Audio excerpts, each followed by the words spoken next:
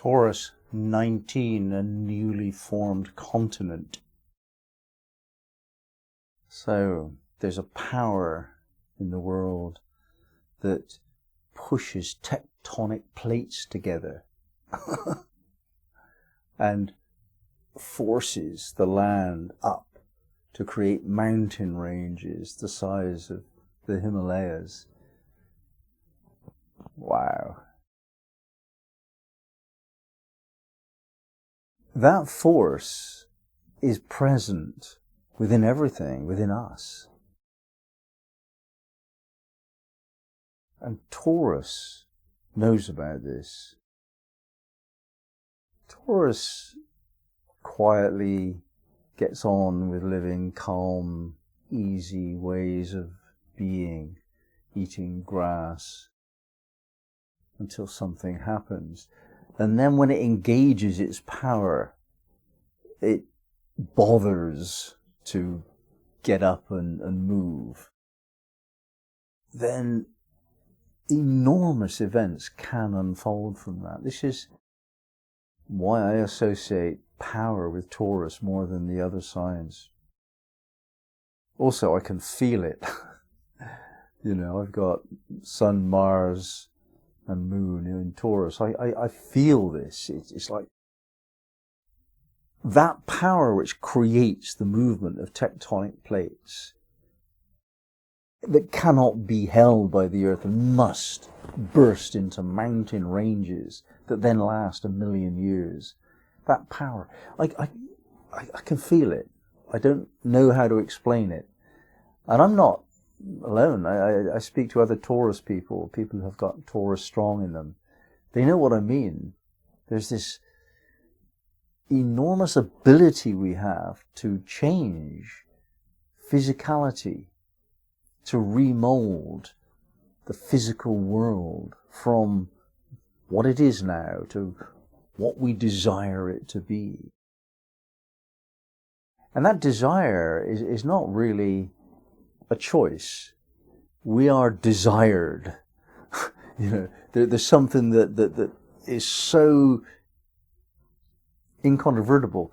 Desire flows into the Taurus and must be expended, must be sent into the world, and it will have an effect. It always has an effect, a physical effect. That's why Taurus went to gardening. They change things. And more than gardening, building. They change the shape of things with their machinery and their desire and their will and so on. So this aspect of Taurus, the builder, is brought into high relief with this degree. We're building matter itself. Moving away from the earth plane into the plane of mind, we come to understand that that process of bringing things into a different condition, changing their very substance, comes through the mind. The desire nature is what motivates the intention to do that. It takes a lot of energy. You have to really feel the motivation to use that energy. It's just too much. If you're not interested enough in the result, you won't do it. It's just too much. And this is worth studying in itself. Unless we can have the motivation to get on and create a result in the world, then an attempt to create that result is too draining. But when we've got that motivation, the desire is absolute, is full on and very focused. When that desire is appropriately expressed, then it's no trouble at all. It must be. You don't get tired when you actually do what must be done. And you achieve everything that can be achieved. So stoking up the desire, allowing yourself to be a spontaneous agency through which desire can flow and create changes in the world. This comes from having no agenda. This is not intention. This is allowing the cosmic force of desire to to be in you, through you, to be flowing into the world, to change the substance of the world. And this is not only a Taurus secret. There is no other way to create our lives than doing this. This is how we do it. We allow desire to flow through us, and it changes the physical world that we live in. So if you block your desire nature, you can't do it very well. If you have agendas about what would be an appropriate thing to manifest, you can't do it quite as readily. It's not a relaxed thing to do if your intention is behind it all. It's allowing the flow of desire through you into the world that makes it all doable easily. And that's what Taurus does. It just relaxes and spontaneously expresses its desire nature without sense of limiting it. And it produces such shifts as to build new continents, mountain ranges, and that kind of serious effects in the world. We start to get a glimpse of human functionality. What are humans for? And that answer, I would suggest, is to be the bridge between spiritual realities and the world, to bring down spirit. The angelic realms, the spiritual beings which are awesomely more spiritual than us, they can't reach down this far. They cannot impact upon the world, physical world. They just don't have the tools, they don't have the body, they don't have the understanding of emotions and technology. So the high spiritual beings cannot influence the world. Equally, the worldly beings, the plants and the animals and so on, they can't know God.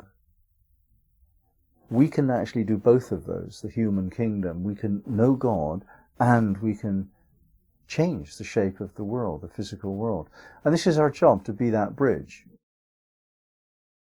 Now, a lot of people get a bit confused about the difference between the ability we have to do that and the appropriateness of actually doing that. Just because we have the power to change things doesn't mean that we have the duty to do that or the permission to do that. Power has to be resisted as much as it has to be applied. Now, perhaps Taurus finds this a little bit more difficult. And yet it must learn this, and this is, I think, is implied within this degree, is that if any of us is given this awesome power to create changes in the world, we have to be very responsible and use our sense of maturity and wisdom to do only what is appropriate.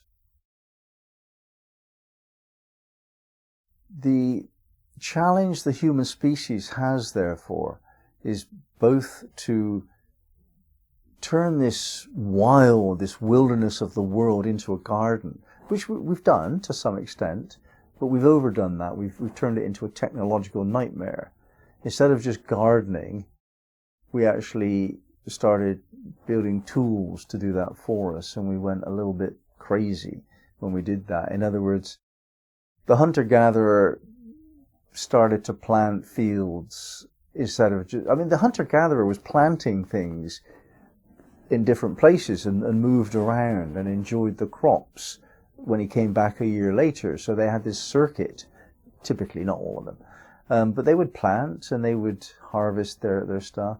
It's when they stopped moving and enclosed land and said, I own this land, and that misunderstanding about who owns whom in that equation created a certain madness. And then I don't like working hard. I'd like tools to do that for me. I'd like slaves to do that for me. That went one step further and created,